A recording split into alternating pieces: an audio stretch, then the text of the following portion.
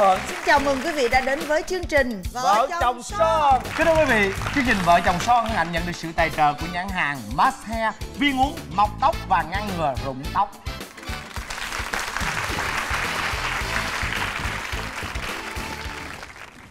Đủ đi uống cà phê, đi ăn uống rồi.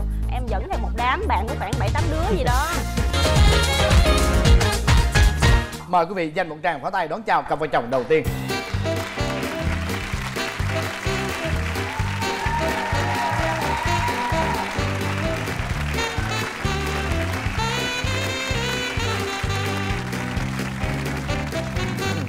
Rồi, mời hai em giới thiệu về mình. Dạ, xin chào chị Hồng Vân và anh Quốc Thuận ạ. Em tên là Bích Trâm, em 25 tuổi và công việc hiện tại của em là một bà mẹ bỉm sữa. Bà mẹ bỉm sữa là một cái nhân vật phải nói là rất là vĩ đại. Bỏ hết tất cả mọi thứ, chỉ là ở nhà lo tả và sữa cho con thôi. Thế còn anh? Dạ, em tên là Trung, em năm nay 30 tuổi. Em hiện tại đang làm nhân viên kinh doanh đó chị. Hai chồng là lấy nhau là bao lâu rồi? Dạ, 3 năm 2 tháng rồi. Trời, nhớ kỹ dễ sợ luôn vậy luôn trời. Mà bà mẹ bỉm sữa đây là lần thứ nhất hay là lần thứ hai? Bà mẹ bỉm sữa này là lần thứ 2 rồi anh. Wow, có nghĩa là hai bé luôn đúng không? Dạ đúng rồi, 3 năm 2 đứa. Thế có quyết định là 4 năm 3 đứa không? Em cũng đang hướng tới cái mục tiêu đó. Trời ơi. Như vậy là chị thấy em với anh Bin nó có những cái gì đó hết sức là đồng cảm. Chị nói thiệt, đây là ông bố bỉm sữa nè. Dạ. 3 năm 2 đứa. Anh cũng vậy luôn. Rồi, hai em là gặp nhau lần đầu tiên là như thế nào? Lần đầu tiên chúng em gặp nhau là ở trong cái công ty phân phối mà trước của anh này làm á. Thì mẹ em có một cái căng tin ở trong công ty đó. Và em á làm qua công ty phụ mẹ. Và chúng em gặp nhau. Có nghĩa là lúc đó là đang rửa chén gặp ông này. Dạ, có nghĩa là thời gian đó thì em có nhân viên ở làm ở khu vực đó. Tại vì em coi ở khu vực quận 10 nữa, nên là có nhân viên ở khu vực đó. Thì nhân viên có nói ở đó thì có một cô rất là chảnh, nên là yêu cầu em phải về đó cua cô đó. Nhưng mà cái lần đầu tiên em nhìn thấy cái cô này, em nhận xét gì về cô? Nói chung em chưa nhận xét gì, em tính cua thôi. Em biết không? Em thì thật sự em cũng không biết, nhưng mà có lẽ là sau này thì biết ra thì hai cái mục đích đến với nhau là giống nhau.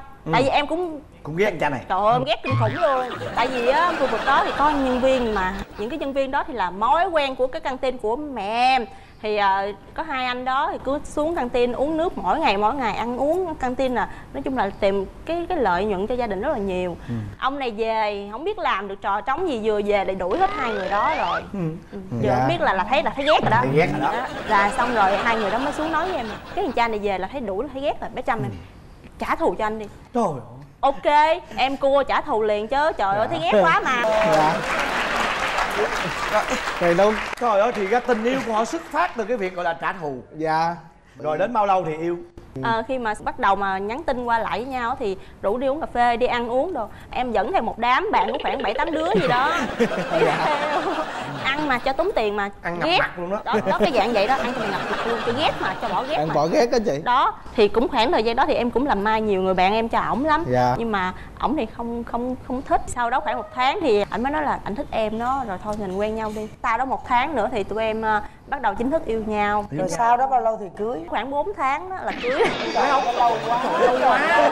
Lâu. Thật sự đơn giản thôi. Tại vì cả hai bên cùng yêu nhau là phải cưới không? Bởi vì yêu là cưới. Chứ mà trong cái quá trình mà từ mà cái 4 tháng để cưới nó cũng có gặp, thật sự là em không có công khai. Nên là trong gia đình hay là trong bạn bè hay trong đồng nghiệp tất cả đều không biết. Thì tới ngày hỏi cưới á, thì gia đình của bên em thì không tin là sẽ đi cưới vợ.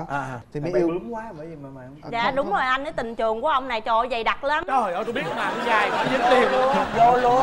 5 tháng là cưới liền. Rồi á là 5 tháng đó là có vượt rào trước không hay là chừa tới đêm tân hôn luôn? Không có vượt rào gì. Hay vậy? Khó. Tình trường dữ Không dội có, vậy khó nên là trời đâu qua được em đâu chị. Khóa rào lại khóa rào bớt khóa mà. Dạ. Em rất là sợ tại vì cái tình trường của ổng là đều như vậy. Em sợ em là cái nạn nhân tiếp theo cho nên là em kính cổng cao tường như vậy. Trời ơi, rồi cái đêm tân hôn vui không? Đêm tân hôn rất là buồn cười. Sao vậy? Tại vì ở quê á chị là cái phòng thì nó san sát với nhau. Mà cái phòng của vợ chồng em á là mở cửa ra là ngay cái phòng khách. Đó cho nên mà lúc đó đám cưới thì đông mà cái giường á bằng gỗ á, cò kẹt đúng rồi. Làm gì cũng phải hết sức là dịu dàng êm thấm. Rồi vợ chồng cảm thấy là không có thoải mái, cứ mạnh chút là anh ơi cái giường nó vậy đó. Thì thôi lát nữa cái thấy mình như là bực bội quá, bức bách quá, bung lụa luôn. Dạ, là có nghĩa là kệ cho tự nhiên, mặc cho tự nhiên đó cứ. Sao không xuống dưới đất? Dưới quê mà đúng không? Dạ dạ. Tụi em cưới nhau được bao lâu rồi? 3 năm, 2 tháng á. Dạ đúng rồi. Vậy thì ở với nhau thì có thấy cái gì? Có khắc khẩu, có hay khắc cãi khẩu. nhau không? Khắc khẩu cãi nhau thì ngày nào cũng cãi nhau, ngày đó ăn cơm cũng vô. Khoảng 6 tháng đầu á cãi nhau miết thôi, tại vì như là chắc là cái khoảng thời gian yêu nhau nó ngắn quá đó. Cãi nhau đến mức mà phải là viết đơn xin ly dị để trên đầu, chỉ cần thấy là ký vô là đưa lên là quất thôi. Quá. Dạ, thật sự luôn. Cái thời điểm mà tụi em hay gây lộn như vậy là kéo dài trong bao lâu? Khoảng 6 tháng đầu luôn á chị. 6 tháng đầu đó Dạ, hả? liên tục luôn á chị. Liên tục. Trước khi sanh con luôn á hả? Hay Dạ sao? trước khi sanh con Dạ. thì tại vì tụi em lấy nhau xong 9 tháng sau mới có đứa đầu tiên. Rồi sau khi sanh con còn cãi gì Vẫn nữa? cãi mà. Sau Dạ. khi sanh con vẫn còn cãi. Tại vì cãi mới ăn cơm ngon. Đúng không? Ai mới nói. Dạ. Tức là trước khi sinh con thì còn có thể chấp nhận được, nhưng mà nếu mà sau khi sinh con rồi mà vẫn cãi như vậy thì em thấy làm sao?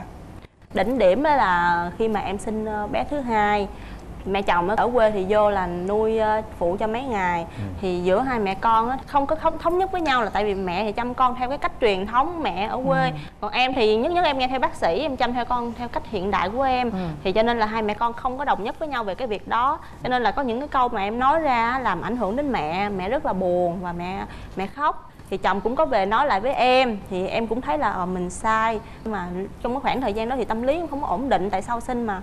Rồi đến 1 tháng sau đó thì là đám cưới của em chồng ở quê á, mẹ chồng mới kêu là cho con gái lớn của em về, mà con gái lớn của em lúc đó thì chỉ mới có 15 tháng thôi. Thì em không đồng ý, tại là đi đâu cũng phải có ba mẹ, tại con nó mới còn nhỏ quá mà. Thì chồng cũng nhắn tin kêu là em thế này thế khác, thì nói qua nói lại em bị lên máu sản hậu. Em thành ra là em bị trầm cảm, em phải uống thuốc điều trị một thời gian. Lúc đó là em bé thứ nhì là mấy tháng? Em bé thứ nhì được khoảng 1 tháng mấy 2 tháng đó chị. Trời, mới 1 tháng mấy, em bé kia là 15 tháng à? À đúng rồi. Thì em bị trầm cảm. Nên là đối với em mọi chuyện nó như là cả thế giới quay lưng với mình vậy. Em rất là buồn luôn. Là tại sao mà chồng mình lại không hiểu mình như vậy? Thật sự là em cũng buồn, khó xử, một bên vợ một bên mẹ, nên em cũng rất là ức chế, bị nói chung là rất là nặng. Thời gian đó em lạnh nhạt, nói chung em đủ thứ hết. Nói chung em kiếm chuyện đủ thứ cuộc đời hết. Thế mà lúc đó là em kiếm chuyện với vợ là chủ yếu hay là kiếm chuyện với những người xung quanh? Nói chung là chỉ kiếm chuyện với vợ thôi, nên là nhiều đêm vợ bị áp lực quá chị không nổi thì lên thì co giật rồi cũng rất là nặng rồi. Nói chung ba mẹ rồi cũng khuyên rồi nhiều cũng nói, cuối cùng thì em mới bớt đi. Nhưng mà em có biết lúc đó vợ em bị trầm cảm không? Giờ thật sự là em biết em cũng không quan tâm nữa, tại em thấy mẹ mình cũng buồn, thấy vậy nên em cũng không quan tâm mọi thứ hết. Em bỏ mặc kệ, cũng làm gì làm. Vậy hả? Thực sự là bây giờ tụi em đã vượt qua rồi. Dạ, đúng không? em Bây giờ là em bé thứ nhì là bao nhiêu tháng? Em bé thứ nhì là gần 6 tháng rồi chị. Gần 6. Như vậy là chuyện xảy ra mới đây thôi đúng dạ, không? đúng rồi, cũng mới đây. Ồ, như vậy là bây giờ là em đã cảm thấy em hết hẳn cái trầm cảm đó chưa? Em nghĩ là chắc cũng còn tiềm tàng đâu đó trong người mình, vẫn còn cái sự trầm cảm. Tại vì em á, nhiều khi là em cũng hay nghĩ theo cái hướng tiêu cực lắm. Em biết điều đó nữa. Ví dụ như chồng em mà có nhắn tin với cô nhân viên, có một cô nhân viên đó nhắn tin với chồng cách rất là nhõng nhẽo, anh Trung mới nay em mệt quá, em nghỉ nha, em này nọ. Chị thấy như vậy nè, rất là may là em đã vượt qua được cái giai đoạn đó. Và hôm nay tụi em đến đây thì là đúng là chị nghĩ nó là một cái duyên đó. Tại vì như vậy nè, theo cái cách nói chuyện của vợ em thì vợ em là một cô gái mà rất là hoạt bát, tức là sống hướng ngoại nhiều, chứ không phải là người hướng nội. Mà nếu như trong trường hợp vừa rồi, nếu vợ em là một người hướng nội á, là cái chuyện kinh khủng nó đã xảy ra rồi. Rất may mắn là vợ em á, vì là hướng ngoại như vậy cho nên cũng dễ quên á. Giống như em cũng dễ quên. Xong em ngay đó rồi lại thôi, ngay đó là thôi liền. Thật sự là khi mà cái vụ đó nó bể ra rồi em mới thấy là mình là người vô trách nhiệm. Đúng, cái đó là vừa rồi là em dở lắm á, vừa rồi là em rất dở. Bữa đó em nghĩ là một là cô ấy sẽ bị bệnh rất là nặng luôn, hoặc là nằm một chỗ bỏ 2 đứa con luôn. Nên em rất là lo. Nguy hiểm lắm á. Thực sự là như vậy nè, với những cái khán giả truyền hình mà khi mà các bạn mà xem và chứng kiến cái câu chuyện của cặp vợ chồng này thì các bạn phải rút ra được một cái điều là nếu như mình ở trong cái trường hợp này á, là cái người đầu tiên trong việc này sáng suốt phải là người chồng. Tại sao hồi xưa là các cụ không nói vấn đề trầm cảm sau sinh nhiều, là bởi vì cái phương tiện truyền thông nó không có nhiều để mà mình biết. Nhưng cái chuyện đó đã xảy ra từ rất lâu rồi. Hơn nữa thời điểm này khi cái người phụ nữ họ phải vừa làm công tác xã hội vừa làm việc gia đình thì cái việc trầm cảm sau sinh của họ còn kinh khủng hơn ngày xưa nhiều. Đó ha. Thì chị nghĩ như vậy nè, cái quan điểm của vợ em trong trường hợp này chị rất đồng ý. Có nghĩa là con em đi đâu phải có cha có mẹ. Con em còn quá nhỏ, 15 tháng, nhỏ lắm em, mới có 1 tuổi mấy đúng không em? Cho nên làm gì làm, ông bà có thương mấy đi chăng nữa thì thứ nhất sức khỏe ông bà yếu rồi. Cho nên là chăm cháu mà thức đêm thức hôm với cháu, hay cháu bệnh hay là cháu quấy cháu khóc là rất nguy hiểm. Vừa tốn sức khỏe ông bà, vừa tốn sức khỏe của cháu. Mà ở đây vợ em đâu có yên tâm, em cũng đâu có yên tâm được, đúng không? Vợ lại mới sinh nữa. Cho nên cái quan điểm của vợ em trong trường hợp này là đúng. Thì đáng lý ra trong thời điểm đó em phải là người khuyên mẹ chứ. Mẹ nói mẹ ơi ABCD vậy nè, đúng không? Đó thì đáng lý em phải là người làm việc đó.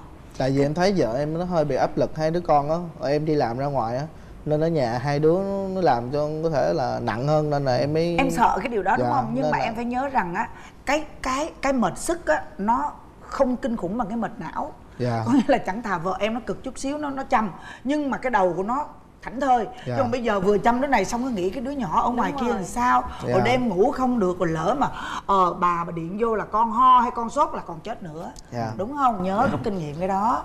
Đó. Cái thứ hai nữa là bây giờ em vẫn còn phải làm một việc là em phải nghiên cứu cái bệnh trầm cảm sau sinh.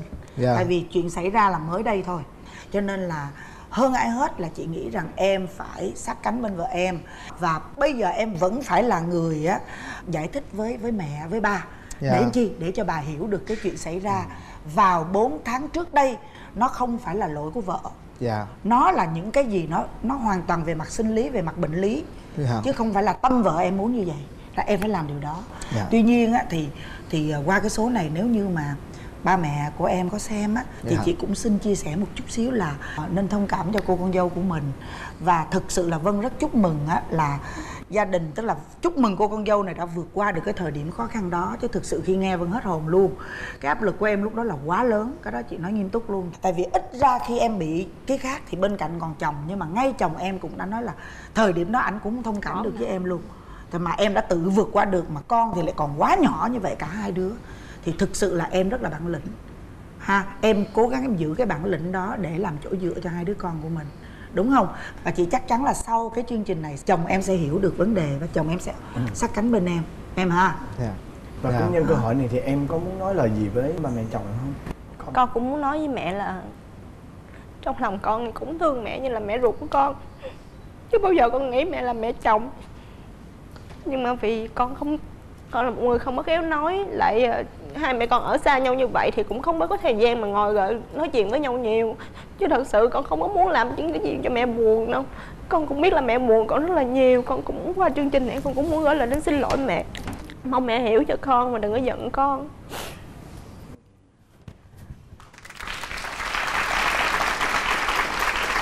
Nói chung là thông qua chương trình này thì anh cũng đứng ra xin chia sẻ là có lỗi trong cái chuyện này, nên là hứa với mọi người, hứa với gia đình là anh sẽ từ nay anh sẽ thay đổi để chăm sóc em với gia đình tốt hơn.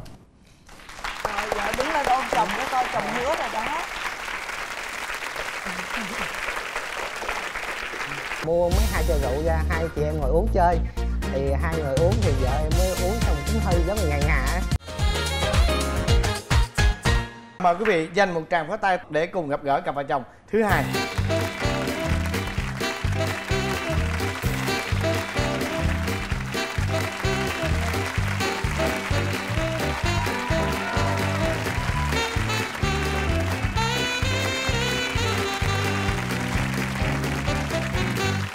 Chú rể nhìn mặt cực kỳ có duyên luôn. Mà chú rể nhiêu tuổi mà sao nhỏ xíu rồi đúng không? Hôm nay em 18 tuổi chưa? Dạ em 26 tuổi rồi. 26 rồi hả? Dạ. Mặt như là anh chưa 18 vậy đó. Rồi hai đứa giới thiệu về mình đi. Dạ em chào anh Quốc Thuận, chị Hồng Vân. Em là Kim Hoàng, năm nay em 31 tuổi. Em là nhân viên văn phòng ạ. Kim Hoàng mà có bán vàng không? Dạ. Dạ nhân viên văn phòng mà. Còn em? Chú rể, cho tôi hỏi chú rể dễ thương đó. Dạ trước hết em xin chào anh Quốc Thuận và chị Hồng Vân và chào mọi người. Em tên là Tiến Nam, năm nay em 26 tuổi. 26 tuổi. Dạ 26. Đó, nhìn giống như là con nít mình đi lấy vợ vậy đó. Vậy là sao? Vậy là trong trường hợp này là ai của ai? Sao? Ai của ai? Em của chị hay là chị của em hay sao? Dạ, tình yêu của tụi em là tình yêu chị ơi anh yêu em. Đó, chị ơi anh yêu em đúng không? Dạ. Chị ơi anh yêu em. Nhưng mà gặp chị ở thời điểm nào, lúc nào? Dạ lúc đó là em lúc mới đi lính về thì em về phường em làm luôn. Thì lúc đó có anh của em cũng làm ở trong đó thì anh em thấy chị bên đây nè là còn độc thân mà cũng vui tính lắm tại hoạt động đoàn mà. Thì anh của em mới nói là qua bên cua bên đó đi, cua cái chị đó đó. Chứ sao lúc đó anh em không cua mà nhường cho em vậy? Anh của em có vợ rồi. Anh ấy có vợ ông rồi. tiếc của. Ông anh không tiếc của. Có vụ tiếc của Đẹp nữa. quá, hiểu không? Bây giờ mình có vợ rồi thôi để cho Đúng em. rồi, để cho em mà nó hưởng tất cả. Anh nói em qua cua đi rồi nếu mà được thì đến với người ta tại người ta còn độc thân. Đó thì em cũng qua em cũng chọc chơi vậy đó. Thì cứ mỗi chiều em cũng dẫn xe cho vợ em đi làm về nè, em dẫn xe ra cho vợ em về. Rồi tới có lần mà vợ em đi chơi với là bên phường á thì đi giờ sáng sớm mà nhà vợ em thì không có cho đi sớm. Em thì làm ở phường, em ngủ trên phường luôn. Thì cứ sáng sớm 4 giờ sáng em chạy xuống nhà vợ em, chở vợ em đi lên phường. Thì lúc đó vợ em cảm thấy nó mến em vậy đó. Để hỏi cổ coi có đúng vậy không? Đúng. Ông này ông tự khẳng định ta mến, ông biết phải vậy không? Tại nhà em khó lắm, không có cho đi sáng sớm vậy rồi sợ con gái mình bị bắt cóc á. Cái thế là chồng em mặc áo dân quân thì cái nhà cũng tin tưởng là chắc ở phường cử người xuống là rước vợ mình đi. Rồi cái dạ an tâm cái cho đi thế là em cũng cảm thấy là chồng em nhí nhảnh dễ thương. Rồi cái cũng cảm mến vậy thôi chứ chưa có yêu hẳn. Cái này là mối tình đầu rồi phải không? Vậy chắc chắn một điều là ông đâu có biết hung. Lúc đó anh có lần vợ em buồn á, cái mua mấy 2 chai rượu ra, hai chị em ngồi uống chơi. Thì hai người uống thì vợ em mới uống xong cũng hơi giống như ngà á, tiên quay ra cái cho hôn miếng coi. Thì em hỏi không có hôn gì hết thì cứ quay ra hôn miếng coi vậy đó. Kiểu mà em đưa cái mặt qua thì dính cái thì cái vợ em mới bắt đền, kêu là bắt chùi lại chùi nước miếng đi, không được không để còn bắt em xin lỗi. Rồi sao rồi hung rồi còn làm gì nữa không? Dạ không chờ qua gái không thôi xong rồi. Có thiệt không? Dạ xin lỗi xong rồi mới chịu về. Dạ. Có nghĩa là lúc mà người ta hung còn bắt người ta chùi nước miếng đó mà Dạ. là cái đó là quen được nhiêu lâu? Dạ cũng có khoảng 1 năm. 1 năm rồi. Dạ. Rồi mới cho người ta vậy mà cũng bắt xin lỗi. Rồi Dạ. qua tới năm thứ nhì là cho hung chưa? Đúng rồi, chị đi chơi thôi chị không có nắm tay còn sợ nữa mà. Bà sợ lắm. Có nghĩa là trong 2 năm là vẫn chưa? Dạ sợ lắm. Người bảo sao á. Rồi bao lâu mới được hung thiệt? Tức ghê thiệt á. Tới lúc mà lúc cưới mới hung. Rồi có được ôm không? Lên chi xe thì không ôm, còn có phim nó mới được ôm thôi. Trời ơi gì mà kẹo với nít dữ vậy trời. Tội nghiệp nhỏ 3 năm rồi. Trời Dạ. đêm tân hôn mà hồi hộp không? Tụi em cưới về xong hôm sau rồi tụi em đi Đà Nẵng luôn chứ không có ở nhà. Thì lúc đó em cũng xin vậy đó mà vợ em không có cho. Sợ, ngại lắm. Phải mấy bữa sau mới cho. Sao bà chị thì khó quá. Tại Nam an ủi là thôi giờ em cũng là thuộc của anh rồi. Cái em mới nói vậy thôi, nếu mà đụng tôi á thì hứa với tôi là 3 năm sau mới cho tôi có em bé nha. Cái cũng hứa mất méo rồi. Hai đứa cũng giao kèo dữ lắm về luôn. 9 tháng sau dính. Dạ không, đúng rồi. Dính là Dính luôn hả? Dạ. Giờ bữa giờ bà cho em ăn chay luôn á. Là đang dính hả? Đang không? Dạ không có, là em sinh em bé được gần 4 tháng rồi. Vậy đó hả? Coi như là bữa đi Đà Nẵng một phát là dính luôn. Đúng rồi. Rồi cho nhỏ ngưng luôn hả hay sao? Có cho Ăn chay, ngưng luôn nó không? mới nói ăn chay kìa. Dạ. Là từ lúc phát hiện là có em bé là cho ăn chay. Dạ đúng rồi. Trời tội nhỏ hết sức luôn. Trời đất ơi. Rồi sao? Em cũng thương vợ em, bây giờ vợ em chăm con nên em cũng không muốn đụng vợ em nữa.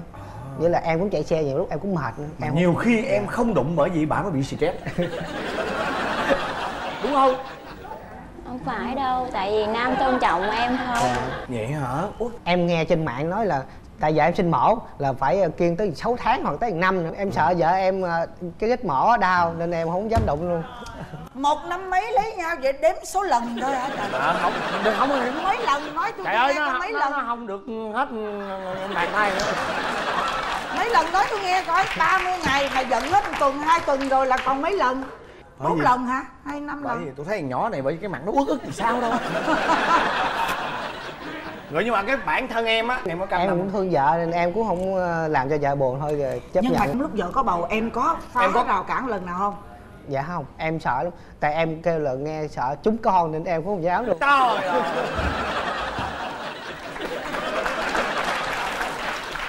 Coi chạy xe rồi mà nó không có nghiên cứu gì chứ á. Bây giờ chị hỏi nè, hai người á, cái thời gian á mà được gần gũi nhau đi là tổng cộng cái thời gian được cỡ 1 tuần không? Ít lắm chị. Dưới 1 tuần tức là dưới con số 7. Dạ, ít lắm. Đừng nói 1 lần thôi nha. Trời ơi, không có được. Để nói nghe nè. Bây giờ á, em là yên phần em rồi, đúng không? Mà đây, người đàn ông 26 tuổi này là đang là cái thời điểm mà gọi là đỉnh cao của đàn ông. Em treo tới cỡ đó rồi thì em có nghĩ là lúc cái chồng em sẽ làm gì trong cái thời gian đó không? Có bao giờ suy nghĩ tới điều đó không? Em tin tưởng chồng em lắm. Cái vấn đề chị nói em nghe, cái lý trí nó khác với cái bản năng nha, đúng không? Cái đó là cái bản năng bình thường, cái nhu cầu bình thường của bất cứ một con người nào. Em hiểu ý chị không? Chứ không phải là do cái đầu. Chồng em vẫn thương em nhưng mà vẫn phải có cái chuyện đó. Mà bây giờ không với em thì bắt buộc là phải với ai đó, hoặc là tự mình ơn. Hay là mà tự mình ơn là bệnh nha. Có vợ mà tự mình ơn là bệnh nha. Đó. Đúng không? Nó đủ đường hết trơn hết trọi. Đúng không? Em nó nhỏ phải thương nó. Nhỏ phải thương nó. Tôi ghét. Nhỏ nhìn thương dễ sợ luôn, thương. Không được, không có được. Không. Qua bữa này về cải thiện lại. Cải thiện liền. Đem đẩy. Trời ơi tôi tức quá. Anh nhìn thấy nó muốn rớt nước mắt luôn á thiệt.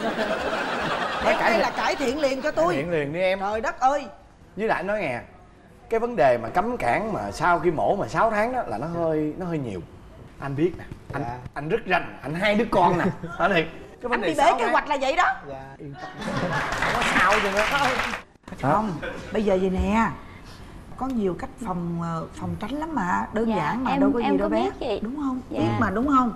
Thì chị nói em nghe, ví dụ như cái cơ địa của cái người con gái mà nó còn trẻ đó, nó mau liền lắm. Em hiểu không? Hơn nữa là cái việc mà em sinh mổ nó không có liên quan gì tới cái chuyện kia chứ á. Dạ, không có, em biết rồi chị. Tại vì thời gian bên con á, con nó quấy quá nên tụi em dành hết cho con chứ không gì hết. Không, bây giờ vậy này chị nói em nghe, cái dành hết cho con là hoàn toàn chính xác. Nhưng mà con nó không đòi hỏi tụi em tới cái mức đó. Thực sự con nó không đòi hỏi tụi em tới mức đó đâu. Bây giờ cái nhu cầu của em bé 4 tháng là cái gì? Ăn, ngủ, đúng không? Và được ôm ấp, vậy thôi. Chứ nó không có đòi hỏi là toàn tâm toàn ý ba mẹ phải dành cho con. Không được dành cho nhau và nó chưa biết ghen. Cho nên bây giờ tụi em còn trẻ là phải tận hưởng cái tuổi trẻ của mình. Đừng có để lớn như chị rồi là mệt mỏi. Mệt lắm, hiểu không? Không được. Dạ, em Không. lắng nghe lời khuyên của anh chị. Phải thay đổi. Cái vấn đề này rất quan trọng. Nghe Nam. Dạ. Bây giờ Nam á, thì chịu khó ngoài cái lúc chạy xe lúc rảnh á, chịu khó lên nghiên cứu tìm hiểu đúng không? Kinh nghiệm nè, chiều vợ làm sao, làm sao để cho vợ cảm thấy hạnh phúc sung sướng như thế nào, ABCD. Vợ chồng là phải hiểu nhau, nếu mà không hiểu thì tra Google. Đó. Còn em nữa, lúc nào con ngủ á, rảnh ha, ngồi coi chồng mình đi làm về mệt mỏi thiệt, nhưng mà mình cũng phải tạo cái hưng phấn cho chồng nè. Đó, để sao cũng rủ rỉ. Hỏi lỗ tai nó, anh ơi vậy nguyên thời gian vừa qua anh đi đâu? Đó. Nhiều khi khui được mới chuyện á. Em tin chồng em. Dạ em định vị hết em hết rồi. Không, ở đây vấn đề mình không nói là cái vấn đề là với một người nào. Em hiểu không? Nếu chồng em thương em, thực sự là chồng em sẽ mình ơn, đúng không? Nhưng mình ơn rất là nguy hiểm. Nó không có tốt một chút xíu nào hết. Em có hiểu không? Em trời ơi. Thôi bây giờ nè, nói một điều gì với vợ mình đi, để mà có một sự thay đổi gì đó mới thi vị trong cái đời sống vợ chồng. Qua chương trình muốn nói với vợ là vợ đừng có lo gì hết, anh sẽ không cho em dính đứa thứ hai ở đâu.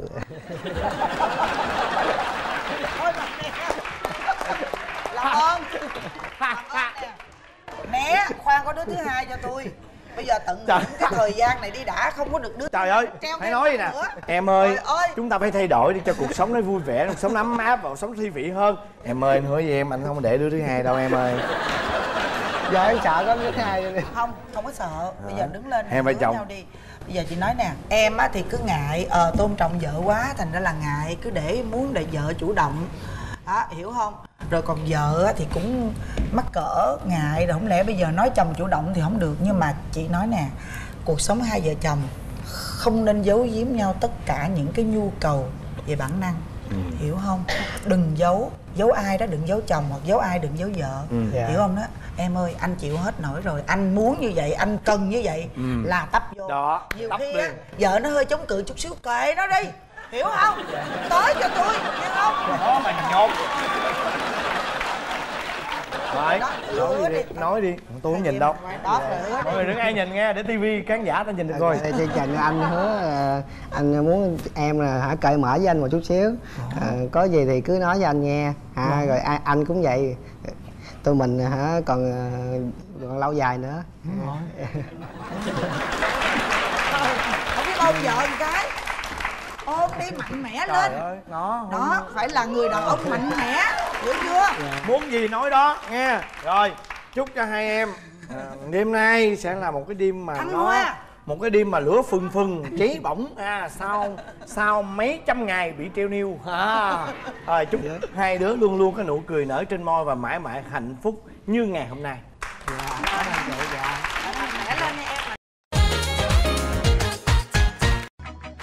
Và bây giờ là đến phần kiểm tra hiểu ý và bốc thăm may mắn. Chúng ta có các phần quà như sau.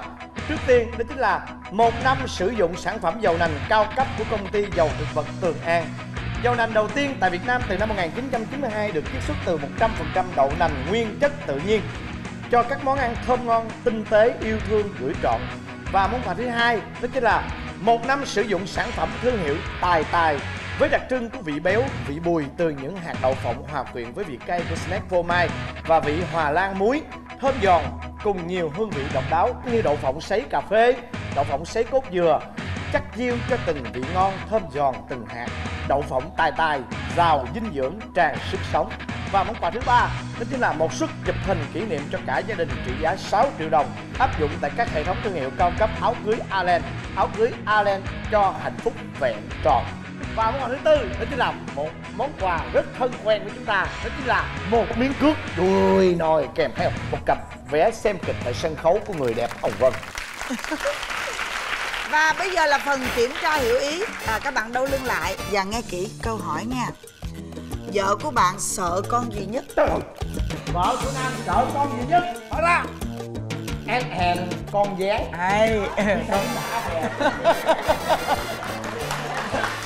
Rồi, vợ Trâm sợ con gì nhất? Nói ra. Quay qua. Con heo. Chính con xác heo luôn. Mời hai cô dâu bước lên một bước, hai người nhìn nhau, đừng quánh lộn mà quánh đùi xì nha. Chuẩn bị, nhìn nhau, cười một cái. Một, quánh đùi xì nha. Chỉ có ra nè, đập nè, kéo nè, bao thôi nha, không có ra cái này nha. Rồi. 1, 2, 3. Rồi, bên này trước. Lùi xuống. Bên đây. Em thích màu gì?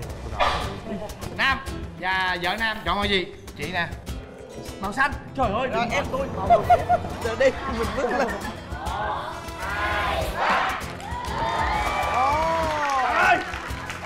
Trời ơi. Rồi hai cặp vợ chồng chuẩn bị mở nào. 1, 2.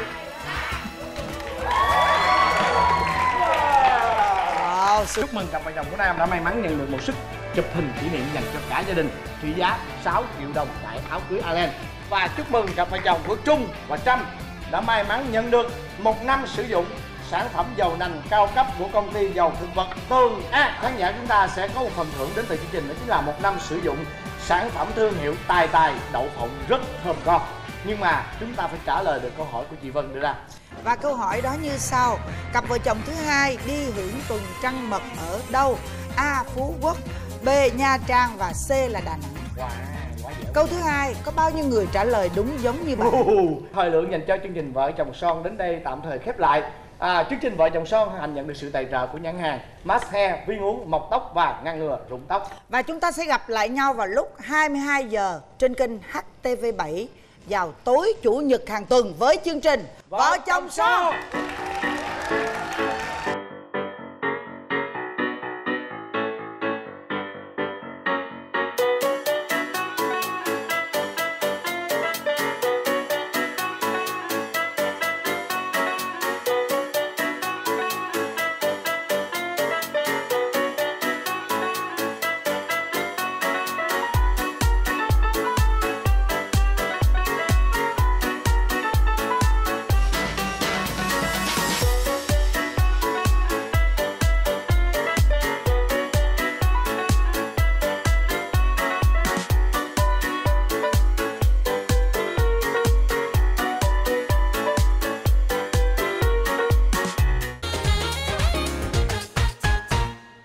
lúc đó là còn nhỏ, còn đen mà tóc mà là như một tô mì gói luôn. Em thấy ảnh ít có điệu lắm mà sao cưới về cái em thấy ảnh điệu lắm. Có một cái người nào đó nói xấu em với vợ em, tự nhiên vợ em nhắn tin em không muốn quen. Cái anh đó nói là chồng em là lăng nhăng lắm, em cảm thấy buồn lắm. Vào mỗi chủ nhật hàng tuần lúc 22 giờ, nhớ nha, sẽ gặp lại nhau trong chương trình Vợ Chồng Son trên kênh HTV7.